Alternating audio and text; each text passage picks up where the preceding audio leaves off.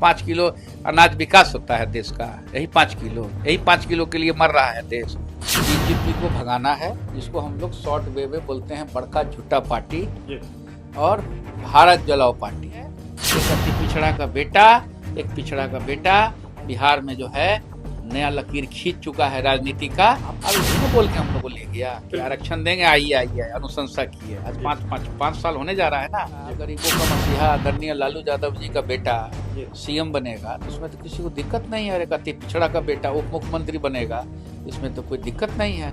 दोनों जय भीम का नारा लगाने वाले आदमी है। नमस्कार, लाइव सिटीज देख रहे हैं आप। मैं हूं सुमन सौरभ। इस वक्त हम राजधानी पटना में मौजूद हैं। महागठबंधन के अंदर अभी सीटों को लेकर के आम सहमति नहीं बन पाई है घटक दलों के बीच में, लेकिन महागठबंधन के एक महत्वपूर्ण घटक दल विकासशील इंसान पार्टी, जिसके की प्रमुख है सन ऑफ मल्लाह मुकेश सहनी जी, और मुकेश सहनी जी के करीबी नेता अभी हमारे साथ हैं देवज्योति जी। आज मुकेश सहनी जी ने एक ऐसा बयान दे दिया जिसके बाद पूरे बिहार के सियासी गलियारों में हलचल तेज हो गई है।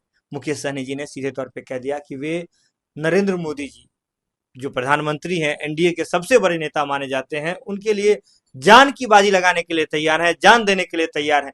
क्या हो गया भाई, महागठबंधन से छोड़ करके नरेंद्र मोदी जी के लिए जान देने के लिए तैयार हो गए हैं? देखिए 2014 में हमारे आदरणीय नेता निषाद आरक्षण के लिए संघर्ष कर रहे हैं।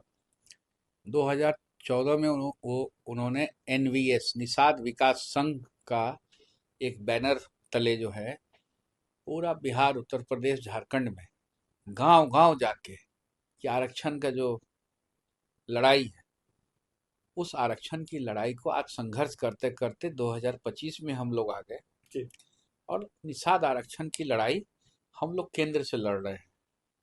तो हम लोग का एक प्रश्न है कि 1912 में बिहार अलग हुआ बंगाल से। 1912 में बिहार से हम लोग अलग हो गए, बंगाल से अलग हो गए, बिहार बना। तो उस समय से बिहार आजादी हम लोग को मिली 1947 में। बाबा भीमराव अंबेडकर साहब ने जो संविधान बनाया, उस संविधान के तहत दिल्ली में, बंगाल में निषादों को आरक्षण मिल रहा है। उस आरक्षण के तहत आज बिहार में, झारखंड में, उत्तर प्रदेश में क्यों नहीं? जब देश का प्रधानमंत्री एक, देश का राष्ट्रपति एक, देश का गृह मंत्री एक, तो कानून कैसे अलग हो सकता है? ये तो संविधान में दिया हुआ बाबा साहब भीमराव अंबेडकर साहब का अपमान की बात है कि उनका संविधान बनाया हुआ जो है भारतीय जनता पार्टी जो है, उसको जान के एक अति पिछड़ा को बेटा को, अति पिछड़ा समाज को परेशान किया जा रहा है। उसको एससी कैटेगरी में नहीं आने देने के लिए, क्योंकि आरक्षण चोर पार्टी है भारतीय जनता पार्टी। आरक्षण को चोरी करती है, आरक्षण का विरोध करती है। आरएसएस के एजेंडा में है कि आरक्षण देश से खत्म करो। मोहन भागवत जी का आपने बयान भी सुना था कि आरक्षण देश से खत्म हो जाना चाहिए। तो ये एजेंडा में काम करती है कि आरक्षण देश से खत्म कर दें, और जो बैकवर्ड क्लास, अति पिछड़ा क्लास, जो भी एससी एसटी समाज के लोग हैं, जो बाबा भीमराव अंबेडकर साहब को मानते हैं, भगवान के बाद दूसरा दर्जा देते हैं, उसको किस तरह से प्रताड़ित करो और किस तरह से आप परेशान करो कि ये लोग आगे नहीं बढ़ पाए। बीजेपी अक्सर ये दावा करती है, और जो एक फैक्ट भी है कि देश के प्रधानमंत्री हो जो बीजेपी कोटा से हैं, वे ओबीसी समाज से आते हैं। कहता है कि ओबीसी को बढ़ाने का, दलित को बढ़ाने का बीजेपी हमेशा काम करती है। राष्ट्रपति का जब मनोनयन होना था, उसमें भी हमने देखा कि कैसे महामहिम राष्ट्रपति जो हैं वो किस समुदाय से आती हैं, ये भी हमने देखा। तो ऐसे में आप कैसे कह सकते हैं कि दलित विरोधी है? आदरणीय प्रधानमंत्री नरेंद्र मोदी जी ओबीसी कैसे बन गए? ओबीसी मतलब आप वो हैदराबाद वाला ओबीसी मत समझिए, अति पिछड़ा। चलिए कोई बात नहीं, हम जबरदस्ती अपने आप को ओबीसी, वहां तो गुजरात में जो है अपने ही सुने कि कानून बनाए और अपने ही ओबीसी अति पिछड़ा में अपने आप का उस समाज को घोषणा करती है। चलिए कोई बात नहीं है, अति पिछड़ा समाज के हैं हम, मेरे लिए भी सम्मानित है अति पिछड़ा समाज के कोई भी हो, एससी हो, एसटी हो, जो अंबेडकर साहब को मानते हैं। लेकिन आप मुझे ये बताइए कि प्रधानमंत्री जी इस चीज को समझने के लिए तैयार नहीं है कि जब बंगाल में और जी दिल्ली में जी जब लागू है, जी। तब आप कैसे उसको बिहार में इम्प्लीमेंट नहीं कर सकते? तो बंगाल में अगर बात करें तो माफ कीजिएगा, गुजरात में बात करें, अभी आप कह रहे थे कि कैसे नरेंद्र मोदी जी का जो समाज है, जो जिस जाति से आते हैं, वो एक नया नियम बना करके वो खुद को शामिल कर लेते हैं। तो क्या ये बिहार में संभव नहीं है, बिहार के देखिए, निषादों के लिए संभव नहीं बुरा है? मत मानिएगा, जी इतना झूठ बोलने वाला पार्टी, जी और जिस तरह से 2014 में उन्होंने 2 करोड़ नौकरी, 15 लाख रुपया, जी जिस तरह से युवाओं को के साथ जो है विश्वासघात किया जी और उम्मीद लेके आए थे 14, हम सीधा पूछते हैं कि 2014 से पहले भी इस देश की जनता और बिहार की जनता ने महंगाई को देखा था। जी 2014 से पहले 2004 से 2014 का मिलान करे जी इस देश की महान जनता। 2004 से पहले इजीली देश में हाउसिंग लोन मिलता था, इजीली आप मोबाइल जो आप खरीद रहे हैं जी वो चीज़ मिलता था, कार लोन मिलता था, फैक्ट्री चलाने के लिए लोन मिलता था, जी बैंक मैनेजर के यहाँ लोग ठोकर खाते थे, अब बैंक मैनेजर घूस लेता था, तब कागज बढ़ा के लोन देता था। बिल्कुल। ये तो मनमोहन सिंह जी का देन है ना। जी उन्होंने अमेरिका में इतनी बड़ी मंदी आई, उस मंदी को हिंदुस्तान में भटकने नहीं दिया उन्होंने, जी कहीं रोजगार नहीं किया। 2004 से लेकर 2014 का टर्म आप सिर्फ देख लीजिए, कांग्रेस की राज थी, आदरणीय मनमोहन सिंह जी जी जो है वो हमेशा जो है उस इकोनॉमिक्स में काम किए। कौन बड़का ऐसा बीजेपी में इकोनॉमिस्ट है, इकोनॉमिक्स पढ़ल आदमी है, जरा जी बता दीजिए तो, जो देश का इकोनॉमिक्स के बारे में इकोनॉमिस्ट है बड़का, वो नाम लीजिए तो। जी कौन किसको फाइनेंस मिनिस्टर बनाया हुआ है? ये आता है इकोनॉमिस्ट फाइनेंस मिनिस्टर को? इकोनॉमिस्ट होता है विद्वान होता है, जी। जो देश के बारे में सोचता है कि अगला 50 साल के बाद हम ये काम करेंगे तो देश को क्या जेएनयू से इफेक्ट पढ़ी मिलेगा। लिखी हैं। अरे पढ़ी लिखे हैं तो महंगाई वह क्यों बढ़ा रही है? 5 किलो अनाज विकास होता है देश का, यही 5 किलो, यही 5 किलो के लिए मर रहा है देश। कोई भीख दे रहा है क्या? 5 किलो जनता का पैसा फिर जनता को वापस किया जा रहा है। 5 किलो अनाज नहीं ना चाहिए। तो देवज्योति जी, आप सीधे मान रहे हैं कि ये क्लियर कट मामला है, समाज को आरक्षण दीजिए और उनके लिए डाई हार्ड आरक्षण फैन बना दीजिए। आरक्षण दीजिए भाई, आरक्षण नहीं दीजिएगा जी तो आप कैसे चलाइएगा? आप संविधान तो एक ही ना है। फिर तो अम्बेडकर साहब के ऊपर में आप अपमान की बात कर रहे हैं ना। हम लोग तो बाबा भीमराव अम्बेडकर साहब, दिवंगत बहन फूलन देवी जी के संघर्ष के बारे में हम लोग पाठ पढ़ाया जाता है पार्टी में। जी हम लोग कर्पूरी ठाकुर जी जो कहते थे कि जिसकी जिसकी संख्या भारी उसको मिले उतनी हिस्सेदारी, उसके बारे में ना बात किया जाता है। जी हम लोग थोड़ी ना आपसे जो है कोई एक्स्ट्रा आरक्षण मांग रहे हैं। आरक्षण तो मिला हुआ है, इम्प्लीमेंट करना है आपको। गजट निकालेंगे राष्ट्रपति महोदय, गृह मंत्री आदरणीय नीतीश कुमार जी ने अनुशंसा किया हुआ है उस जी। आरक्षण की चिट्ठी को।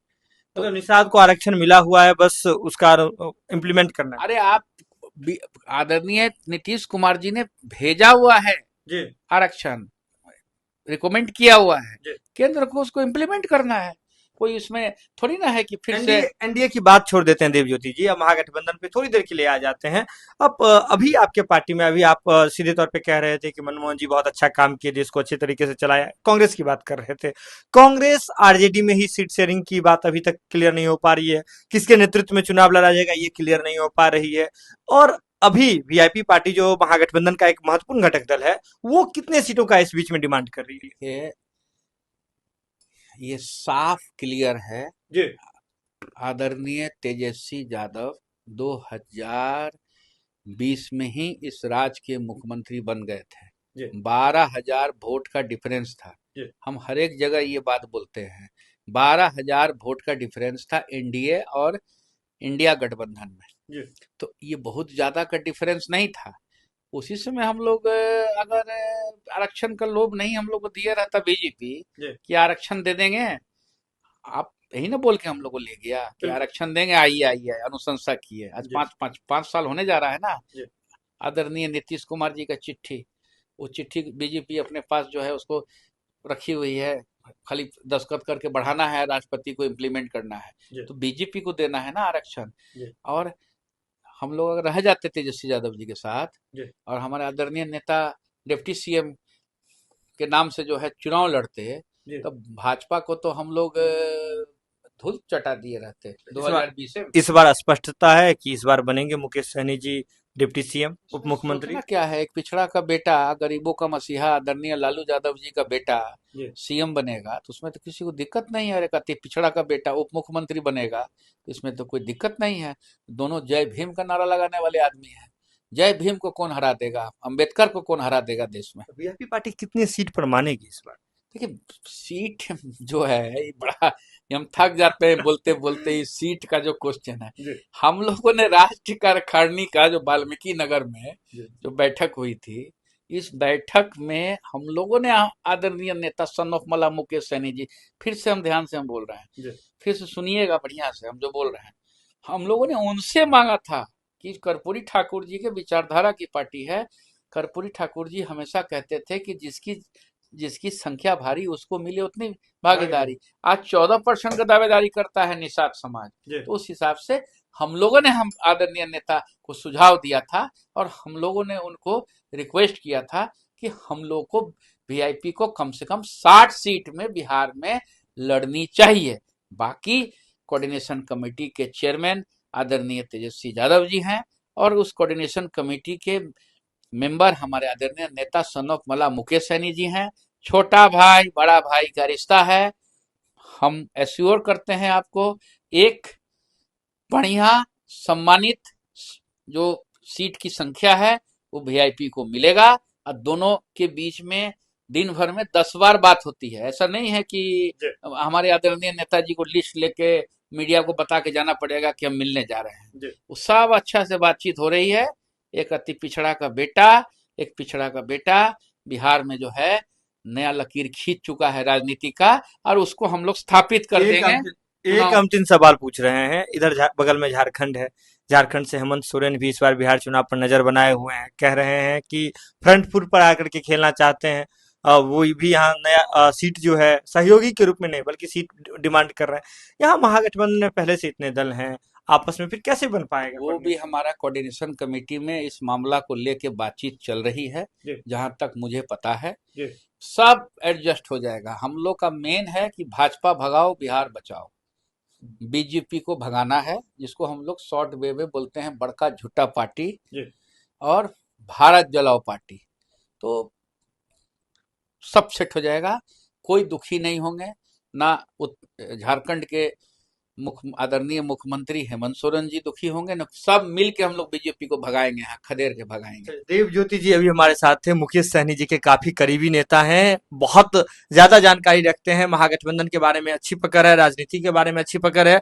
इनका स्पष्ट तौर पे कहना है कि आरक्षण तो लागू हो चुका है, समझिए, बस इम्प्लीमेंट करने की देरी है और इसमें कहीं ना कहीं अपना कदम बीजेपी पीछे खींच रही है। बीजेपी नहीं चाहती है कि निषाद समाज को आरक्षण मिले, लेकिन ये भी कह रहे हैं कि इनके नेता ने स्पष्ट कर दिया है कि अगर चुनाव से पहले अगर बीजेपी आरक्षण दे देती है तो सीधे तौर पर उनके लिए यानी कि नरेंद्र मोदी जी के लिए जान देने के लिए मुकेश सहनी जी सन ऑफ मल्ला तैयार है। और सीट का भी डिमांड उन्होंने रख दिया है कि 60 सीट चाहिए, लेकिन कह रहे हैं कि टेबल टॉक पर सब बात सुलझ जाएगी। हेमंत सोरेन भी एडजस्ट हो जाएंगे। जुड़े रहिए आप लाइव सिटीज के साथ। इस खबर में बस इतना ही। कैसा लगता है आपको हमारा ये कार्यक्रम, बिल्कुल आप हमें बता सकते हैं। कमेंट बॉक्स खुले हुए हैं।